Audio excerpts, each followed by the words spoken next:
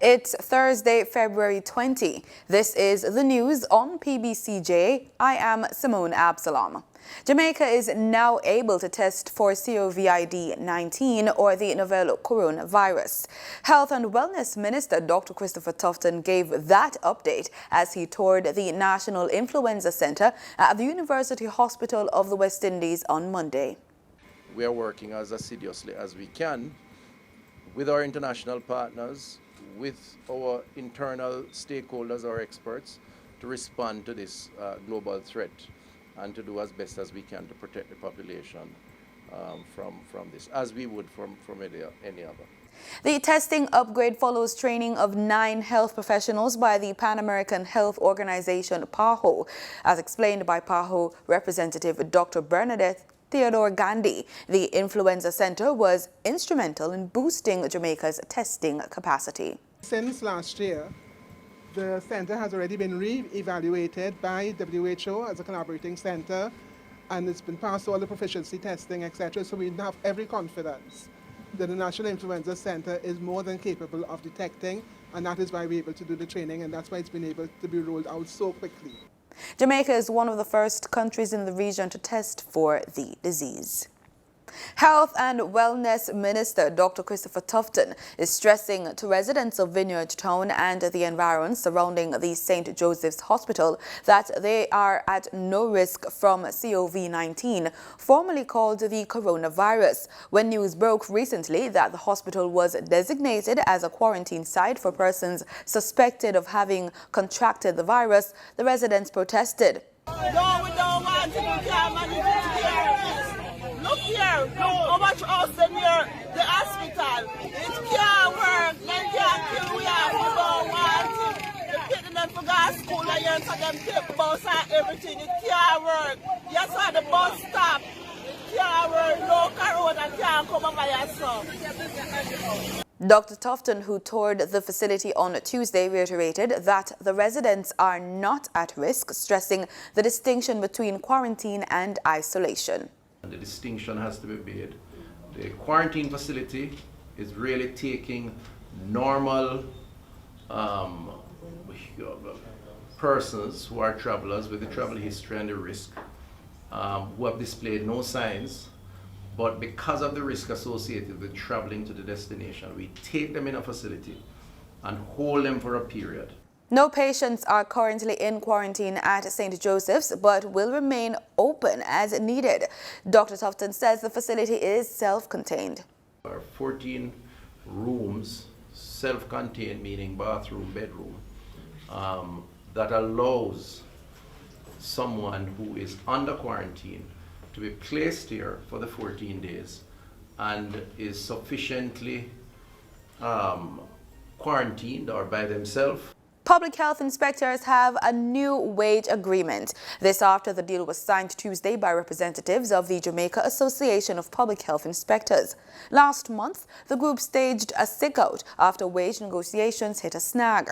The association says the agreement is a compromise, as the group did not get all its demands. Now that the wage talks are over, it expects all outstanding payments will be made to the public health inspectors within the shortest possible time. The Mico University is to be the location for the National STEM Learning Center. The Learning Center is being designed to provide more local teachers with the skills to better equip students in the areas of science, technology, engineering, and mathematics. Convener of the STEM Task Force, Dr. Glenn Christian, says a task force to include experts from the public and private sectors has been formed to work towards the creation of the center. He says the task force plans to raise $1.5 million to establish and equip the facility. It's going to cost about $83.3 million to furnish the new Ministry of Foreign Affairs and Foreign Trade building in downtown Kingston in the new fiscal year. The government has set aside the sum as part of the 2020-2021 estimates of expenditure. The project, which is slated to end in March 2021, is being spearheaded by the Ministry of Economic Growth and Job Creation and is being financed by the Jamaican and Chinese governments. Construction work on the new building was completed last year, and the building was formally handed over to the government on October 16, 2019. $151 million has been earmarked to acquire vehicles for the Department of Correctional Services in the new fiscal year. Details of the project, titled Acquisition of Vehicles, Department of Correctional Service, DCS, are outlined in the 2020-2021 estimates of expenditure, now before the House of Representatives. The allocation will be used for the procurement of assorted fleet vehicles, which is 45% complete. These include the 2 coast buses, 2 15-seater buses, 2 pickups, and 2 motorcycles. So far under the project, 3 coaster buses, 1 15-seater bus, and 1 pickup and 2 motorcycles have been procured. Natalie Campbell-Rodriques has gotten the nod to become the Jamaica Labour Party standard bearer for the St. Catherine North Central constituency ahead of the next general election. Upon confirmation, Campbell-Rodriques will take the reins from the government Senator Carencia Morrison, who lost to Natalie Nita by 1,306 votes in 2016 general election. She is awaiting confirmation from the powerful JLP Central Executive while doing groundwork. Fisherfolk, traders, and the public at large are being reminded that the ban on fishing, sale, and export of conch has been extended. The ban, which was instituted from March 1, 2019 to January 31, 2020, has been extended to Sunday, March 22, 2020. So it is illegal for persons to sell, process, or import conch meat and or conch apercula. Any breaches of the closed season order will be severely penalized in accordance with the Fisheries Act 2018, according to the Ministry of Industry, Commerce, Agriculture and Fisheries. Culinary Trails takes us to St. Andrew this week.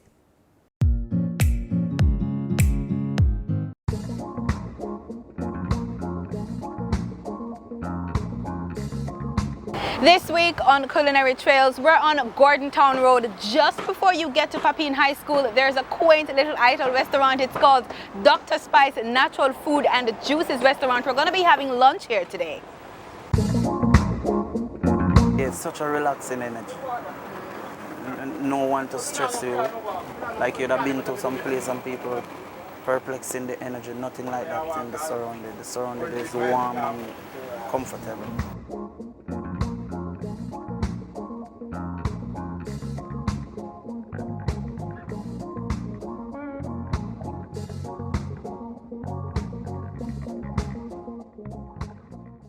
How long have you been here with the establishment? Right now around 4 years right here. How has it been? How's the business? Wonderful. Wonderful. You know, I meet a lot of celebrity. A lot of people come to the business space like Tufton, police, lawyers, a lot of entertainers. So I give thanks. Why did you decide to start cooking? All right. That's what I'm saying. This is a gift given to me. It's like my community where I was from. In that time, it was like boiling up in St. Andrew. So I decided I'm not going to be a part of this thing, what is going on right now in my community. Which community is that? In Landlease. And I just decided I'm going to start a business just to keep myself out from this thing, what is going on. And physically, one night I've been to my bed and get a vision. I see the 2 angels them come to me and say, if I don't do some cooking, I'm going to get a beating. And I said to them, say, beating for what? And them say, listen this. It's been like a year, it's like them says like a billion years I was doing this thing. So it kind of get to my brains and I said to myself, say, I have to bring this thing to life.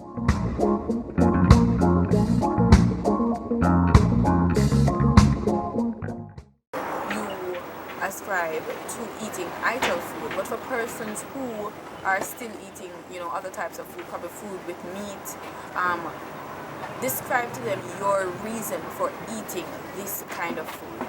All right. As what we're saying from day one, we are fighting a food war. If it's not KFC, it's Burger King.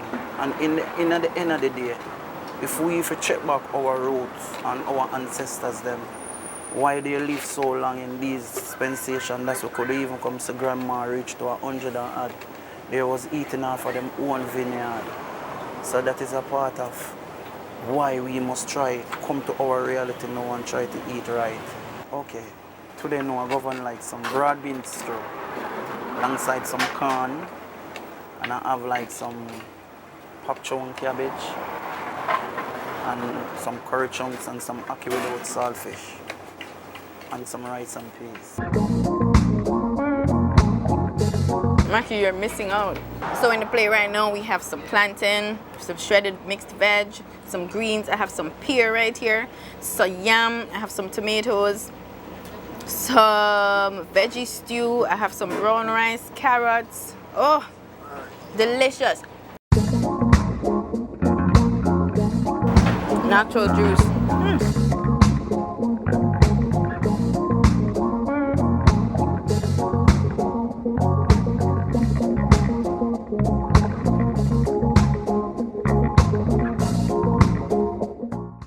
Your advice to the youngsters coming up in this time is a big man. Yeah. All right. My advice is, if it's all about everyone can start a plan. Everyone have a dreams. If you can follow your dreams in this 21st century, it would so good. As a Marcus Garvey, it says self-employed is the greatest. While I can sweat for I and myself, like oh you say I'm sweating right now, that is one of the greatest goals for me.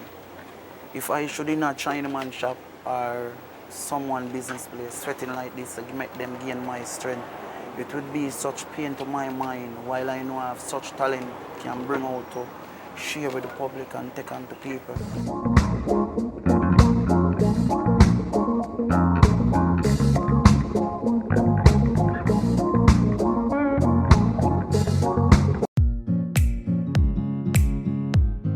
Motorists should see an increase at the pumps in the prices of gasoline and diesel effective Thursday, February 20, according to the latest ex-refinery costs from Petrojam. 87 and 90 octane gasoline will be sold for $127.74 and $130.58 per litre, respectively, up by $3.06 each. Automotive diesel fuel will be sold for $129.35 per litre, following an increase of $1.20, while ultra-low sulfur is up by $1.99 and will be sold for $134.22 per litre. Meanwhile, kerosene increased in price by $2.80 and will be sold for $109.05 per litre. Propane liquid petroleum will be sold for $41.51 per litre, up by $3.04, and butane liquid petroleum will be sold for $48.66 per litre, after a decrease of 5 cents. Remember, marketing companies and retailers will add their respective markups to these prices. The US dollar is being traded at 141 Jamaican dollars 5 cents, down by 61 cents. That's according to the Bank of Jamaica's daily exchange trading summary. The Canadian dollar is being traded at $106.17, down from $107.14, while the British pound sterling is trading at $181.53, down from $184.30. In regional news, CARICOM will be seeking to provide assistance to member state Haiti. Haiti is currently locked in a political impasse. A legislative election, which was due in October 2019, was never held. In the absence of a functioning legislature, Haitian President Jovenel Moïse has been forced to rule by decree as he tries to govern Haiti without a parliament. Speaking at a CARICOM press conference in Bridgetown, Barbados on Wednesday, Dominica President Roosevelt Skerritt presented CARICOM's response to the Haitian crisis. We've agreed to dispatch a team of senior officials led by the Secretary General, Ambassador Larocque, to visit Haiti and to meet with all relevant stakeholders so that we can find some kind of, first of all, to know exactly what's happening on the ground, engaging stakeholders, but also seeking to devise a strategy of how CARICOM can assist Haiti in resolving this issue. Because it is felt that if we do not help address the domestic issue confronting Haiti, we will continue to have tremendous negative impacts on countries like the Turks and Caicos and the Bahamas, who are seeing a large number of migrants coming in to these countries and creating some domestic challenges for them. Several Caribbean countries have warned their citizens to take health precautions as a large plume of Saharan dust has made its way across the Atlantic Ocean to the region. The Meteorological Department of St. Martin warns that higher concentrations of the Saharan dust plume are expected to pass through the country on February 20. St. Vincent and the Grenadines Meteorological Service issued a 72-hour weather outlook indicating that haze intrusion is forecast to thicken across the country from February 19, with improvement likely around February 21. Meanwhile, the Trinidad and Tobago Meteorological Office has also warned that the dust event is expected to last a week, but fluctuations in concentration is expected within that time. The Saharan dust haze could cause the following health effects: a dry cough, sore throat, itchy watering eyes, sneezing, and running nose. With general elections in Guyana less than 2 weeks away, the Guyana Election Commission, GECOM, has moved to cut significantly the number of private residences used as polling stations. News source Guyana's Gordon Mosley has the details. The Guyana Elections Commission has decided to significantly reduce the number of private properties that will be used as polling stations for the upcoming elections. That decision was taken at the last GECOM statutory meeting. The Commission has decided to rely more on the use of public buildings for polling stations. Previously, as many as 700 private residences were used as polling stations. The Elections Commission has now brought that figure down to just around 200. GECOM Commissioner Vincent Alexander explained to reporters last night that there were simply too many private properties being used, and that should not have been taking place in such large numbers. In relation to the use of public buildings, which people are now arguing may be congested, and so an attempt to resort to some of the private polling places which have not been scheduled. GECOM has in principle made a decision to use public buildings, and as far as I'm concerned, unless the Secretariat determines that it would be inconvenient to use those public buildings, we should retain those public buildings. Arguments about one entrance and so are erroneous arguments. Anybody who has been involved in elections in the past would know if you go to Sapphire, almost all of half of Sapphire goes to one location, one gate, one big building. Mr. Alexander said the Elections Commission will now be looking at the public places to be used to ensure that those places meet all requirements. So that GECOM has to have a standard operation and cannot discriminate in terms of how you treat one set of people as opposed to how they treat another set of people. So, for me, the administration of GECOM has to establish that there is equal measure in terms of the use of public buildings. Another commissioner says Gunaraj said the move will result in the concentration of voters at one polling station, but he noted that the average per polling station will be close to 400 persons. As you know, the Commission took a decision to remove, as far as possible, private residences as polling stations. What this has resulted in some areas is concentration of polling stations in one location. For example, several stations in one place, which is a cause for concern. As you might have seen, it has been reported. It has been reported in some sections of the press as well, because there is concern that the number of persons who may have to access one facility may lead, and because a larger catchment area having a polling station in one place, it means that people, one, have to travel for the distances to reach that polling station. to the number of persons who may have to access that polling station, that polling place rather, to visit the polling stations within there, may also cause an issue. More than 2,000 polling stations have already been identified for the 2nd of March elections. Persons can go to the GCOM website and enter their personal details to know where they'll have to vote on Elections Day. Guyana on Tuesday began the two-day lifting of its first 1 million barrel of light sweet crude from the Liza Destiny floating production, storage and offloading vessel. The process, which is being monitored by the Guyana Revenue Authority and the Guyana National Bureau of Standards, was witnessed by Director of the Department of Energy, Dr. Mark Bino, and other officials, according to a statement from the Ministry of the Presidency. Here's more in this clip from Newsroom Guyana.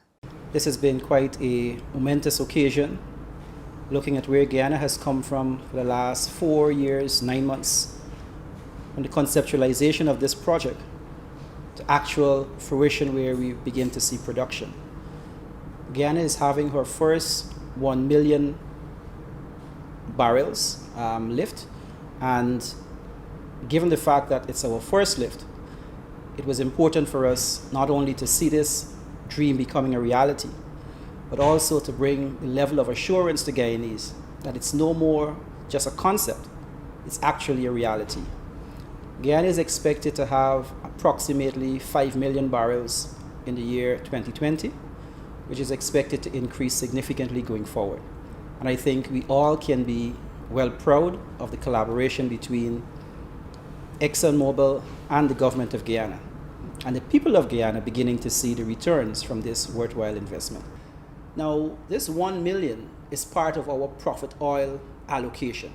It does not include the 2% royalty which will be paid on gross production. So even though we're having a 1 million barrel lift, in this particular instance, we are also receiving 2% on all oil that is being produced.